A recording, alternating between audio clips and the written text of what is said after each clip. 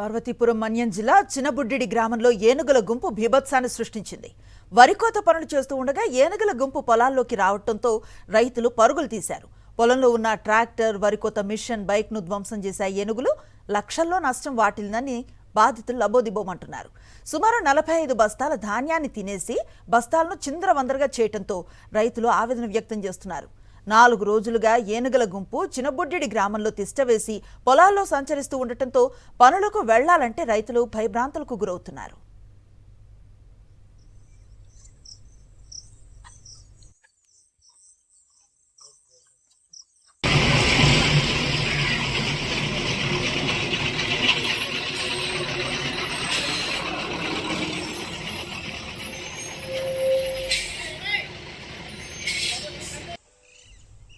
పార్వతీపురం మన్యం జిల్లా చినబుడ్డిడి గ్రామంలో ఏనుగుల గుంపు బీభత్సాన్ని సృష్టిస్తోంది.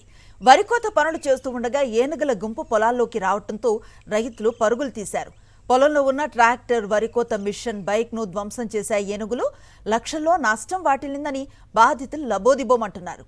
సుమారు 45 బస్తాల ధాన్యాన్ని తినేసి బస్తాలను చిందరవందర చేయడంతో రైతులు ఆవేదన వ్యక్తం చేస్తున్నారు. 4 రోజులుగా ఏనుగుల గుంపు చినబుడ్డిడి గ్రామంలో తిష్టవేసి పొలాల్లో సంచరిస్తూ ఉండటంతో పనులకు వెళ్లాలంటే రైతులు భయభ్రాంతులకు గురవుతున్నారు.